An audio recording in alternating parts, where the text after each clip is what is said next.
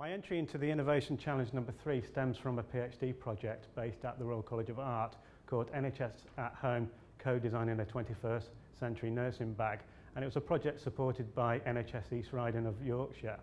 And together, we created a 21st century nursing bag that improves not only patient safety, but productivity and also service quality. For over 150 years, nursing bags have been impervious to design and innovation. So we've got 21st century professionals potentially delivering care with 19th century kit. This is the innovation in terms of a 21st century nursing bag. It's a bag which is a hard-sided case, and that's quite important because bugs don't stick to a hard-sided case according to the academic research. Instantly, it provides you with a standardized treatment space. Speed of operation to create this treatment space is really important because nurses can see up to 17 patients a day. It consists of 2 drawers rather than bag pockets, and the whole bag has been optimized to enhance the effectiveness of hand decontamination. So, as you can see, you can either use it as patient drawers, or potentially you could insert dedicated procedure packs, as you do with operating theatres. And also, because it's an open system, you could create specialist modules. So you could have a module for blood kits, or even a clinical waste module. One of the novel things about this particular bag is that there's no traditional bag clips or bag fasteners which you'd find on a bag like that, which is used in the community. And therefore, you have a completely uninterrupted cavity to actually sort of hand wipe. It's one injection moulding, so there's no part joints that can harbour bacteria.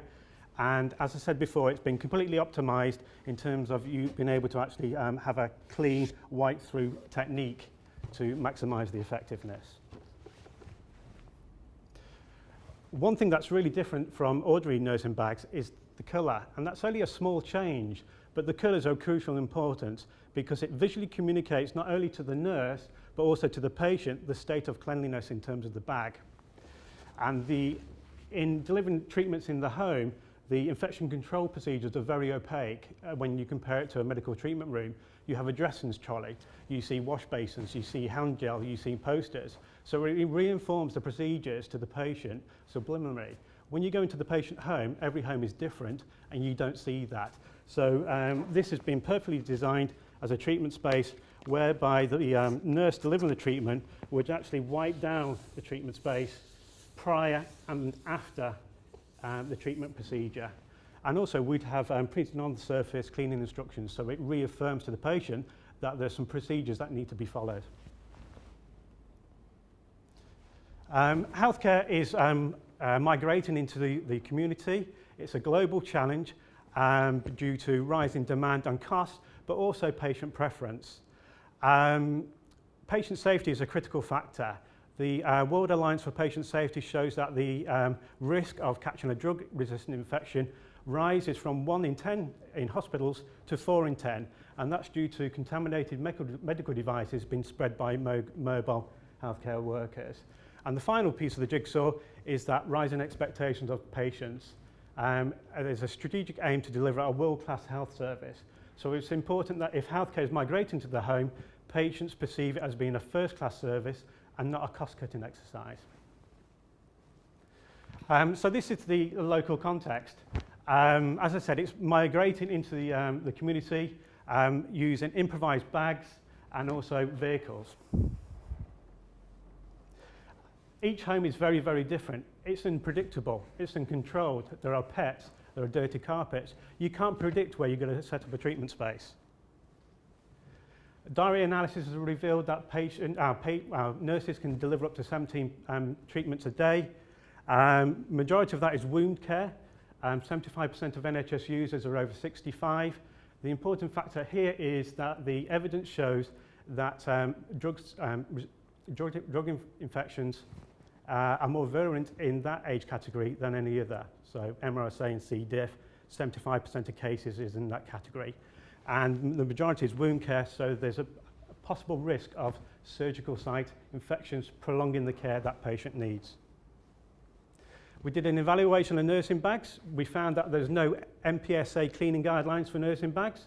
They exist for paramedic bags and specify that bags need to be cleaned every 2 weeks. There's no local controls either. Our surveys found that over 52% of bags were improvised bags designed for non-healthcare settings, luggage, camera bags, or even plastic toolboxes. 55% of them have never even been cleaned since their purchase. Over 70% of bags use zips and also made from a fabric material which is proven in other studies to harbour bacteria. We did a survey about the most desirable features of the bag, and we based it on Seisman's study of 2002. In the US, there's a much more acceptance that cleaning is a crucial part in terms of nursing bag practice. In our survey, it didn't even make the top 10. So we concluded that nursing bags, traditional nursing bags, in fact the E.Coli nursing bag, is potentially unsafe and dangerous. We conducted plate tests on bags, and we found out a third of bags tested had MRSA inside the bag and also outside the bag. And that's the first data gathered in the UK. So what do we do about it? Well, we created a steering group at NHS East Riding. It consisted of clinical executives, service improvement managers, service development managers, and community leads. And collectively, we co-designed a 21st century nursing bag. We looked at observation in hospitals to set a benchmark of service quality. We did observations and shadowing with community nurses.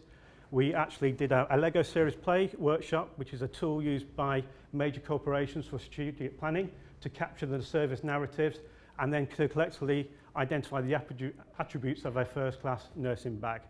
We also did link analysis to compare the productivity of the old against the new, and we developed new techniques as well to inform the design. And the first one was that we wanted to find out, did the design of a bag inhibit the effective cleaning of the bag through hand decontamination? And what we found is that any relief, any surface shaping is easily, it omits the hand cleaning process, it's overlooked. So the image on the right there shows after cleaning something with a very subtle well, which is a feature similar to what you might find on a bedside cabinet, areas are missed. We also identified there's variation in cleaning techniques. And we did this through stakeholder reviews. And we found that bag pockets inhibited productivity. And we found that through pressure analysis, that wiping something side to side delivered the most effective technique. And we concluded that current healthcare products are outdated, the way they're designed. So we optimized the bag to enable full decontamination and through novel features. And we've patented it in the US and also the EU. And we validated it through a 3-center study with 24 nurses, comparing its functionality, usability, image, and features. And it was really, really well received. Some saying it made them feel like a proper nurse. We also found that use of drawers increased productivity. It saved a minute per procedure delivery. And then scaling up that time saving over a course of a year with a Band 7 nurse delivered £1,200 savings just in terms of using drawers over pockets.